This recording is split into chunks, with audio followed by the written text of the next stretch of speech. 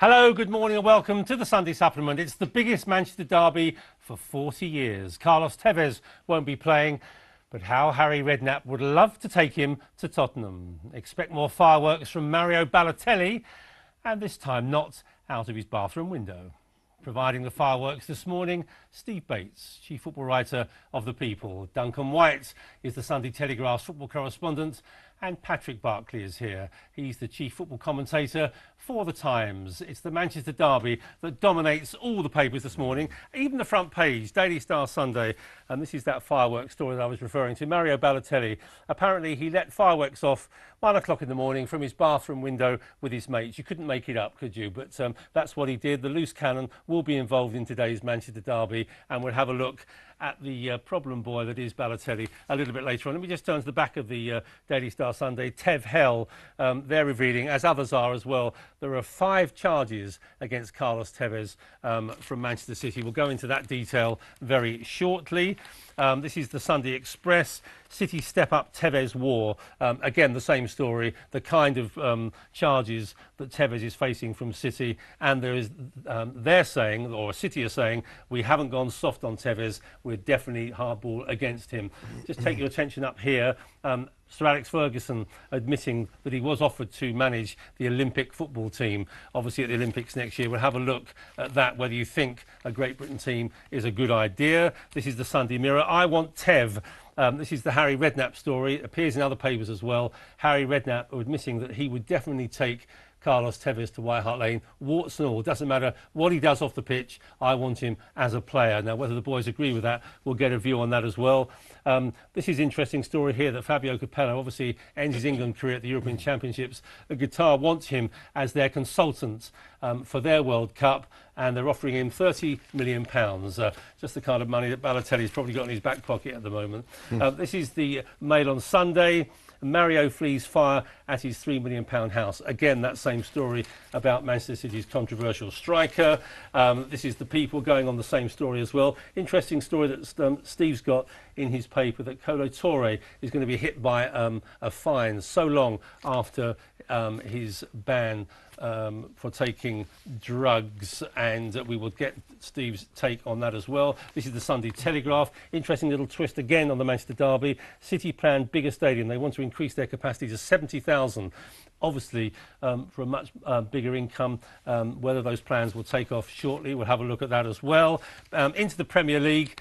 This is Mick McCarthy, Brawl Boy, the people are calling it. When Wolves were 2-0 down against Swansea, got terrible abuse from the Wolves fans. Then they drew 2-2. And Mick McCarthy is saying, I'm up for a fight. Anybody fancies it, they can come down here and I'll take them all on. Typical Mick, we do like him, don't we? And this is the Norwich goalkeeper, John Ruddy. Outstanding performance at Anfield yesterday. Norwich got a draw, and Paul Lambert's side are now 7th in the Premier League. Only one place to start, of course, that's the Manchester derby. Such a big occasion for both clubs, particularly City. Let's start with this Tevez story, Steve, that Harry Redknapp would like to take him to White Hart Lane. So if you were a manager, would you go and say, OK, Carlos, come and play for us? Doesn't matter what you do off the pitch, I want you. Well, I think a fit and focused Carlos Tevez, a happy Carlos Tevez, somebody who wants to be playing his football in England. Absolutely, yeah. You know, he's proved that at Manchester United and Manchester City, certainly in his first season. He's got all the weapons there to be an absolutely top Striker. However, what you get with him now is perhaps the kind of baggage that is going to put a lot of Premier clubs off. Obviously, Harry's not inclined to be one of those. He would still take him, as he took Adebayor. You know, Harry likes a sort of a challenge, and I'm sure, you know, he would probably be the kind of manager that would perhaps indulge Carlos and probably get the best out of him. You know, he's not a hardline disciplinarian. He has a softer approach, a more matey, pally approach with the players. Still makes it clear who's boss, of course. But I think with Carlos now, unfortunately, you know, his whole sort of life in England has been overshadowed by, you know, frankly, what were kind of unwise comments about living and playing in Manchester. Yeah. I mean, does this indicate, I mean, Harry's saying, I'd take him, warts and all, that managers don't care what happens? I mean, OK, Mancini does, and you've got an issue here, but other managers will say, OK, we'll take him. I don't care what he does as long as he performs on the pitch. I mean, it's quite a dangerous road to go down. Well, I think so. I think because it ends up looking very short term. You know, you're saying basically that you're only really going to be able to buy him on a loan deal, and only, I think Harry's made it clear, if those wages of his are subsidised, which are over £200,000 a week. So you're looking at a similar sort of deal that they've got with Adebayor, and if you're a club like Spurs that's trying to be progressive and plan forward, and you know they like to balance the books and they don't pay particularly big wages either, I think bringing someone like Tevez in would be destabilising just from that point of view. Just other players looking, saying, "Hang on, why are you paying this guy so much money?" And then you've got the fact that you know, wherever he's gone, he's caused trouble, and he's asked to leave, and and after about a year of performing well, things have gone wrong, and he's gone for a transfer. So, I mean, I wouldn't touch him if I was a top end football club. Do you have any sympathy with Tevez, Paddy, or not, over the circumstances about what happened in Bayern Munich?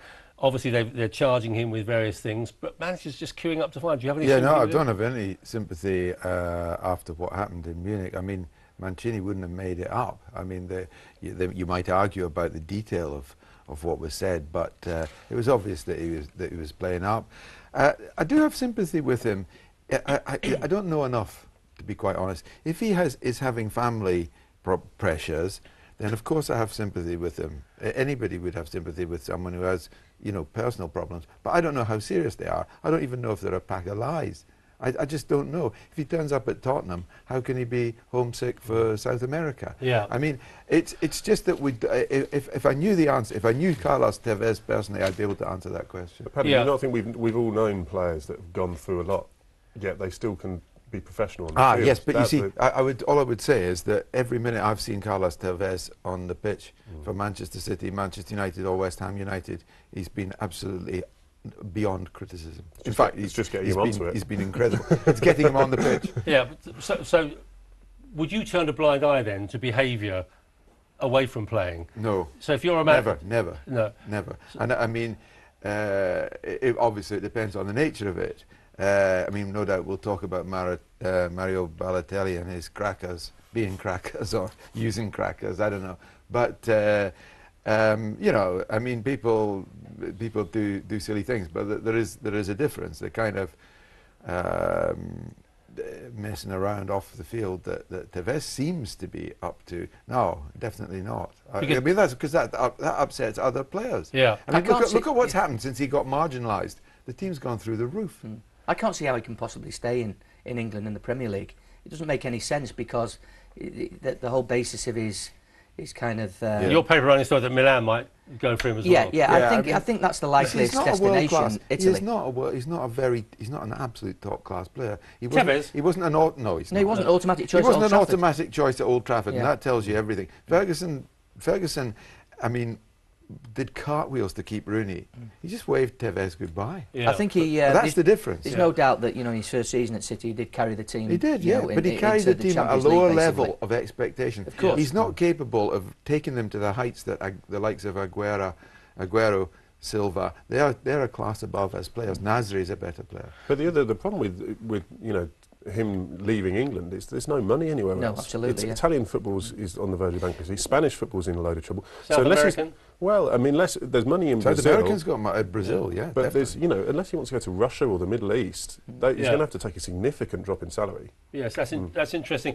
Just on the charges that City are going to bring. I mean, one or two papers are talking about 5 charges. The biggest one seems to be refusing to warm up off the bench in Munich, and also bringing the club into disrepute as well. Everything. I mean, they're quite serious charges. They are serious, but you know. But do you get the impression that City are desperately trying to back Mancini over this because he said he refused to play, but they can't bring that on him? Of course they are. I mean, there's a lot of disciplinary issues surrounding, you know, the first team squad at City. We've seen it recently, not only with Tevez.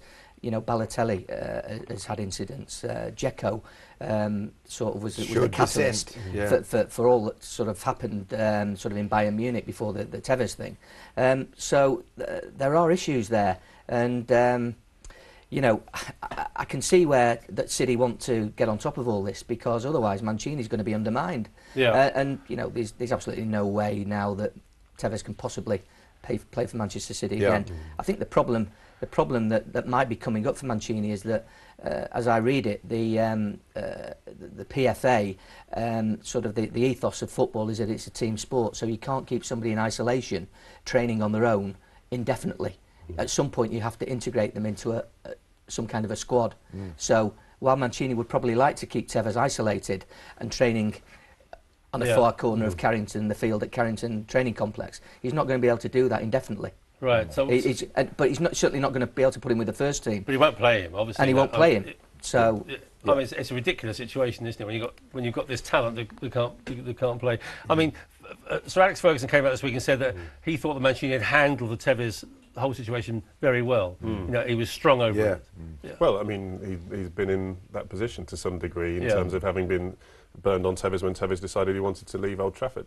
And, you know, I think Ferguson acknowledges that basically if you lose control of a situation like that, you know, then you're done as a manager, because as you say, you get undermined, and then the rest of the players look at it, and you can't. There's no way of rowing back from that. So yeah, Ferguson, I think, was you know, he can be very reasonable about his rivals, you know, and he's not always playing some sort of mind game. And I think he was just being sincere and just saying that, you know, look, Mancini's done a very good job in dealing with what is a nightmare situation for any manager. City have. I mean, they've obviously been advised legally that a charge of saying that he refused to play wouldn't stick, whether the allegation is true or not, and they've decided, okay, fine, we'll get him on all the other things, and I think they've handled it very well. I don't think they could have supported Roberto Mancini better, actually. Better than this, no. What did you make? I mean, it's apropos of Tevez that Roy Keane came out this week and said that how he felt that players were becoming much too powerful and almost. He's one to talk. He nearly destroyed Ireland in the World Cup. He did, and also much too. Apart from being much too powerful, much too soft as well. You know, they complain when they come off. They complain if they don't play. They complain about not coming on the bench. They complain about the manager's decision. Is that dangerous ground for Keane or dangerous ground for football? Well, it's dangerous ground for Keane, but I mean, better a sinner that repents. You know, it's fine. I mean, he's talking the truth now. He was being silly in 2002. But no, I think he's quite right to. I mean, he's right to draw attention, or it's right that attention be drawn to it. I think it's probably a good idea if he leaves that to us, though, Roy. Well, making those kind of judgments. Yeah, exactly. No, exactly. Exactly. Yeah. But I think it's difficult. Is that something that you worry about? The power of the player. Very, very much so. And I think I don't think there's enough authority in the game or in society. And I think the game mirrors society there. I mean, if people want, I think that the game that everyone should exert more authority over players. I think it's an illness, but I don't think it's confined to the game. No. Players. There's no doubt players hold all the power now in football. Yeah, but in terms of contracts. But it's been proved over and over again that when you lose a star player, you usually improve. You don't collapse. Yeah. You know, it's certainly somebody who wants to leave anyway. Yeah. But I mean, there's no doubt the players have all the power these days in terms of the contracts, getting big new contracts, and then of course when they get to the last perhaps 18 months of a contract, when managers and clubs want to renegotiate with them, they quite often turn around and say, "Not doing that. I'm going to let this run out. You're going to get no money for me, and I'm going to pocket a big 5, 6, 7, 8 million signing on fee."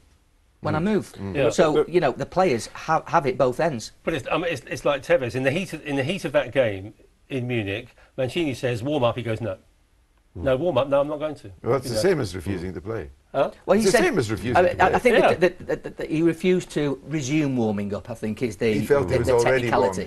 He felt he'd warmed up enough and he didn't need any more. Yeah. But if you're the manager and the player, you've got to do it. Can you imagine any player on the Manchester United bench refusing to request from Fergie to warm up? Yeah, it just wouldn't happen. No, it's probably. I mean, you know, that whole scenario was probably the key point in the battle between. Tevez and City. And it was probably, I would imagine, I don't know whether it's planned or not, but you would imagine that was always going to be a scenario at some point.